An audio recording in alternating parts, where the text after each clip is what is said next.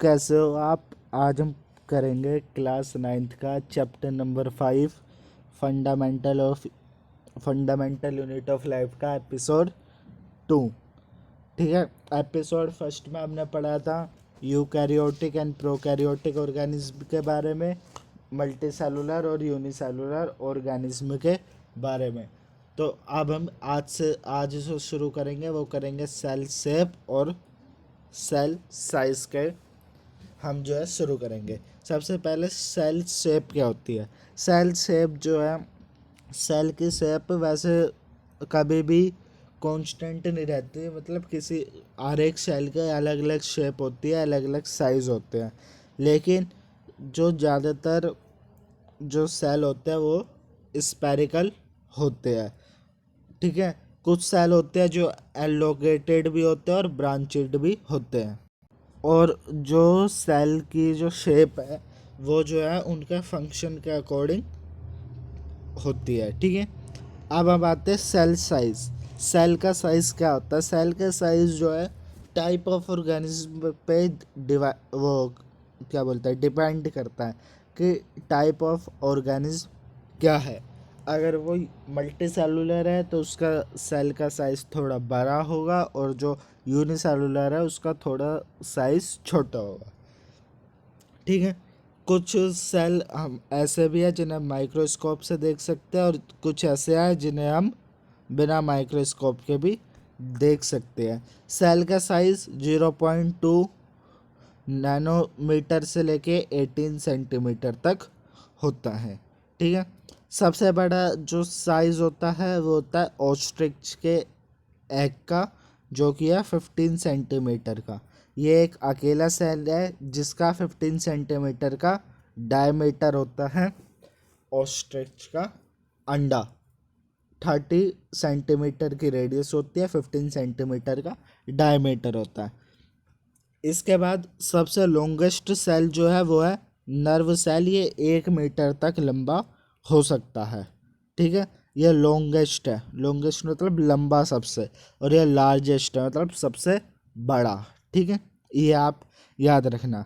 इसके बाद मैंने जैसे कि आपको बताया कि जो मल्टी सेलुलर होते हैं उनके सेल थोड़े बड़े होते हैं, तो यही आपको इस यहाँ पर बताया गया है। The size of typically cell in a multi cellular organism range from 20 to 30 nanometre. ठीक है।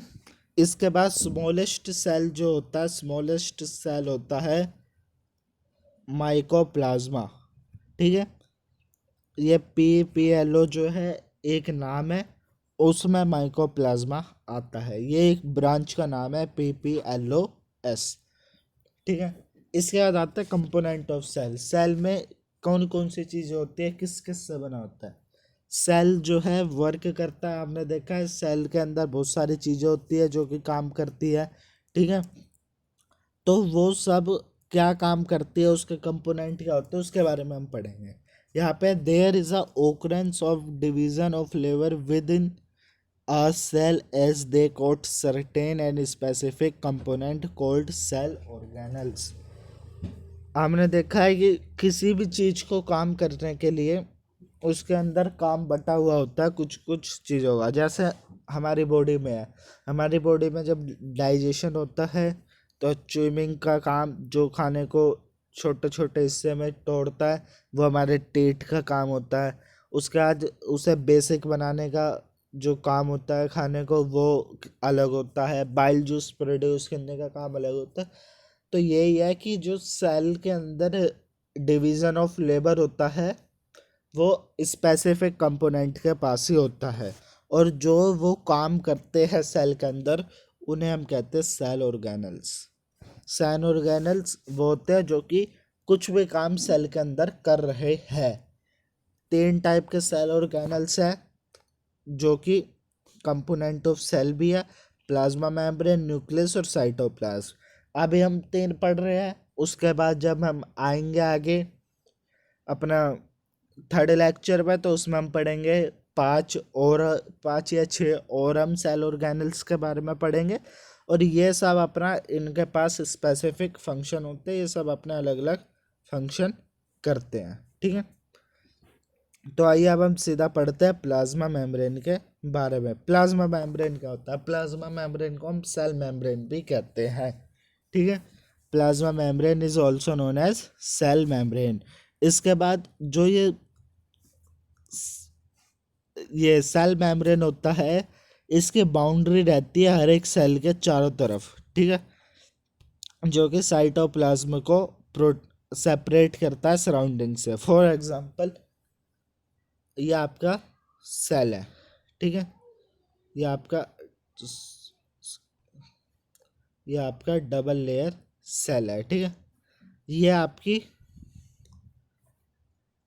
सेल मेम्ब्रेन, ठीक है, ये आपकी सेल मेम्ब्रेन है, ठीक है। और ये आपकी सेल वॉल हर एक सेल में नहीं होती है। सेल वॉल बस प्लांट सेल में होती है, ठीक है, और एनिमल सेल में सेल वॉल नहीं होती है। तो ये समझ ले, ये आपकी सेल वॉल। तो अंदर इसके अंदर है साइटोप्लाज्म। साइटोप्लाज्म एक लिक्विड होता है, एक लिक्विड टाइप का एक सब्सटेंस होता है जो कि हमारे सेल के अंदर होता है। तो वही है यहाँ पर बताया गया है कि ये जो साइटोप्लाज्म है, ये जो लिक्विड सब्सटेंस है, उसे जो है ये जो सेल मेम्ब्रेन है उसे प्रोटेक्ट करती है सराउंडिंग से। इसके बाद जो सेल मेम्ब्रेन है ये एनिमल और प्लांट सेल दोनों में पाई जाती है। इसके बाद it is the outermost covering of a cell in a case of animal and live below the cell wall in a case of plant. ये मैंने अभी आपको बताया, अगर एनिमल सेल में है तो ये सबसे आउटर मोस्ट होगी, मतलब सबसे ऊपर यही होगी। ये मैंने अभी आपको बताया यहाँ पर। मान लीजिए ये जो है एक एनिमल सेल है, तो सबसे ऊपर ये होगी आपकी सेल मेम्ब्रेन। और अगर ये प्लांट सेल है तो इसके ऊपर एक और आ जाएगी जिसे हम कहेंगे सेल वॉल, ठीक है। ये आउटर मोस्ट नहीं होगी, और जबकि एनिमल सेल में आउटर मोस्ट होगी। इसके बाद है it is made up of protein lipid. जो सेल मेम्ब्रेन है वो प्रोटीन और लिपिड की से मिलकर बनती है, जहाँ पे प्रोटीन बाई लेयर होता है लिपिड का, ठीक है। जैसे फॉर एग्जांपल ये एक लेयर है लिपिड की, फिर उसके बीच में थोड़ा सा प्रोटीन होगा, फिर लेयर के वो होगी लिपिड की लेयर, फिर प्रोटीन, फिर लिपिड की लेयर, मतलब दो लिपिड की लेयर के बीच में एक प्रोटीन की लेयर होती है। तो हम उसे कहते हैं बाई लेयर ऑफ लिपिड। इसके बाद प्लाज्मा मेम्ब्रेन को हम सेलेक्टिवली परमेबल मेम्ब्रेन भी कहते हैं, ठीक है। Plasma membrane is selectively permeable. वो इसलिए कहते हैं because in nature mean it allow और परमिट द एंटर और exit of some material in and out of a cell. हम इसे सेलेक्टिवली परमेबल मेम्ब्रेन इसलिए कहते हैं बिकॉज सेल मेम्ब्रेन अलाउ करती है या परमिट करती है कुछ जो सेलेक्टिव मटेरियल है उन्हें ही एंटर और एग्जिट करने के सेल के अंदर, इसलिए हम इसे सेलेक्टिवली परमेबल मेम्ब्रेन कहते हैं। जो ये सेल मेम्ब्रेन है फ्लेक्सिबल भी होती है, ठीक है, ये आसानी से फोल्ड हो सकती है, ब्रोकन टूट सकती है, और रीयूनाइटेड मतलब दोबारा जुड़ भी सकती है। इसके बाद आता है function of plasma membrane. Plasma membrane काम क्या करते हैं? प्लाज्मा मेम्ब्रेन एक तो मूवमेंट ऑफ मॉलिक्यूल करते हैं inside and outside of cell, ये मैंने अभी आपको बताया कि इसी वजह से इसे सिलेक्टिवली परमेबल मेम्ब्रेन भी कहा जाता है। इसके बाद it help in maintaining the distinct composition of, ये जो है स्टेबल भी बनाए रखती है सेल को, कंपोजिशन बना के रखती है कि इतनी मात्रा में ही हमें, इतने अमाउंट में ही अगर ऑक्सीजन है तो इतने अमाउंट में ही CO2 चाहिए, कोई भी ज़्यादा या कम ना हो, अगर हो जाती है तो इसे मेंटेन करती है। इसके बाद आता है transportation of molecule across the plasma membrane. अभी हमने क्या पढ़ा? अभी हमने पढ़ा कि फॉर एग्जांपल ये प्लाज्मा मेम्ब्रेन है, तो इसमें से कुछ चीज़ जाती है, कुछ चीज़ आती है।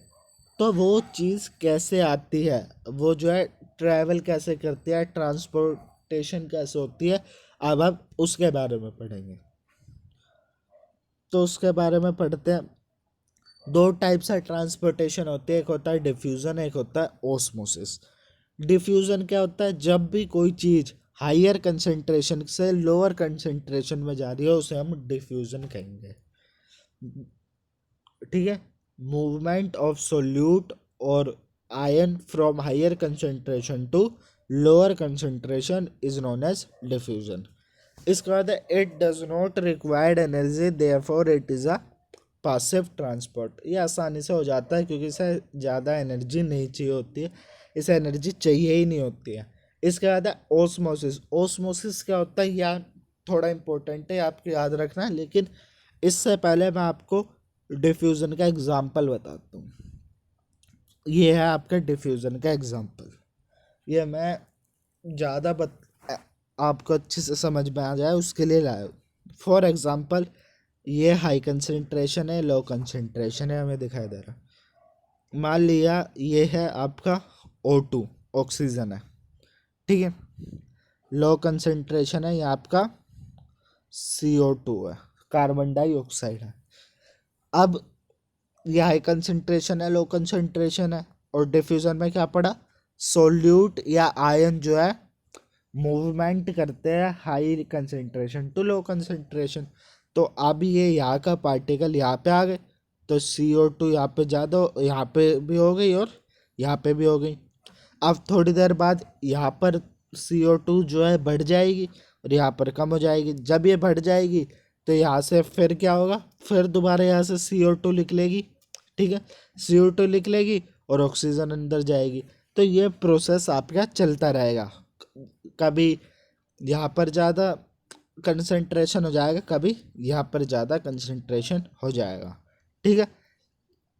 इसके बाद ओस्मोसिस क्या होता है, ओस्मोसिस भी एक मूवमेंट ऑफ सॉल्वेंट या वाटर है high concentration to low concentration, लेकिन इसकी एक शर्त है, डिफ्यूजन जो है वो प्लांट सेल में भी हो सकता है, एनिमल सेल में भी हो सकता है, लेकिन ओस्मोसिस जो है वो जो है बस ओस्मोसिस आपका प्लांट सेल में ही होता है, ठीक है। और ये क्या है कि high concentration to lower concentration water जाता है through semipermeable membrane. Semipermeable membrane वही होती है जो अभी हमने पढ़ा, प्लाज्मा मेम्ब्रेन को ही हम सेमी परमेबल मेम्ब्रेन कहते हैं। इसके बाद अब आते हैं एंडोमोसिस और एक्सोमोसिस। क्या होता है, एंडोमोसिस होता है जब भी कोई चीज़ सेल के अंदर जा रही हो। फॉर एग्जांपल, ये सेल है, ठीक है, इसके अंदर कोई चीज़ जा रही हो तो उसे एंडोमोसिस कहेंगे, और एक्सोमोसिस कहेंगे जब कोई चीज़ बाहर आ रही हो, ठीक। इसके बाद आपका टाइप ऑफ सॉल्यूशन होना, basic of concentration and its effect on sale, ठीक है। तीन टाइप के सॉल्यूशन होते हैं, ठीक है, और उनके इफेक्ट क्या क्या होता है। सबसे पहले हम हाइपरटोनिक पढ़ते हैं। हाइपरटोनिक सॉल्यूशन क्या होता है, जब भी किसी भी चीज़ में, फॉर एग्जांपल ये आपका सेल है, ये आपके दो तीन सेल है और ये आपने पानी में भिगो दी। सेल से कह लो एक तरीके से किशमिश या कुछ भी कह लो, वो आपने भिगो दी। उसके बाद जब आपने ये पानी में भिगोई तो बाहर कंसंट्रेशन ऑफ वाटर ज़्यादा है, जबकि सेल के अंदर कंसंट्रेशन ऑफ वाटर लेस है। तो वो क्या करेगा, सेल लूजेस वाटर, सेल जो है वाटर को लूज कर देगा और उससे क्या होगा, प्लाज्मोलाइसिस हो जाएगा। प्लाज्मोलाइसिस क्या होता है, प्लाज्मोलाइसिस ये होता है जब सेल वॉल जो है ज़्यादा पानी के कारण पानी को छोड़ देती है। सेल वॉल, ये plasmolysis printed of a protoplasm away from the cell wall due to excessive use of water. इसके बाद आता है आइसोटोनिक। आइसोटोनिक सॉल्यूशन वही है। आइसोटोनिक में फॉर एग्जांपल आपने बहुत सारे सेल लिए और उन्हें उतने ही जितना कंसंट्रेशन उनके अंदर है उनके साइटोप्लाज्म में है, आपने उतना ही कंसंट्रेशन पानी का दिया, तो इससे क्या होगा, कंसंट्रेशन इक्वल है दोनों में, उनके साइटोप्लाज्म में भी सेम कंसंट्रेशन है और इनके बाहर जो भी पानी है उसमें भी इक्वल कंसंट्रेशन है, तो उसमें कोई चेंज नहीं होएगा, इसे हम कहेंगे आइसोटोनिक सॉल्यूशन। इसके बाद हाइपोटोनिक सॉल्यूशन वो होता है जब बाहर कम पानी हो, बाहर लेस वाटर हो और अंदर इनके साइटोप्लाज्म में मोर वाटर हो, तो ये क्या होंगे, ज़्यादा पानी जो है सोक कर लेंगे, मतलब ज़्यादा पानी ले लेंगे, तो इससे क्या होगा, सेल या तो स्वेल कर जाएगा या फिर ब्रस्ट कर जाएगा, फट जाएगा। ये होता है आपके 10 टाइप के सॉल्यूशन, ये आपको यहाँ पे पिक्चर में भी बताया हुआ है, ठीक है। अब आते सेल वॉल, ये आज का हमारा लास्ट टॉपिक है। इसके बाद हम अगला जो भी पार्ट मैंने आपको बताया था वो हम करेंगे अगले लेक्चर में। सेल वॉल क्या होता है, cell wall outermost covering होती है प्लांट सेल की, हमने बताया, क्योंकि ये एनिमल सेल में नहीं होती है। इसका फंक्शन क्या है, इसका फंक्शन है ये जो है सेल को एक शेप देती है, ठीक है, स्ट्रेंथ देती है, और ये जो जो सेल वॉल है, it is a permeable and allow entry of molecule of different size. ये जो है एक परमेबल मेम्ब्रेन है जो कि किसी भी साइज़ के मॉलिक्यूल को एंट्री दे देती है, किसी को भी रोकती नहीं है, सबको एंट्री दे देती है। और उसके बाद it has characteristic to repair and regeneration, ये रिपेयर भी हो सकती है और रीजनरेट भी हो सकती है, मतलब दोबारा भी बन सकती है, ठीक है। अब हम बचा हुआ पार्ट अगली वीडियो में करेंगे। आशा करता हूँ आपको वीडियो अच्छी लगी होगी। मिलते हैं थर्ड एपिसोड में, जब तक के लिए जय हिंद, जय भारत, जय मां भारत।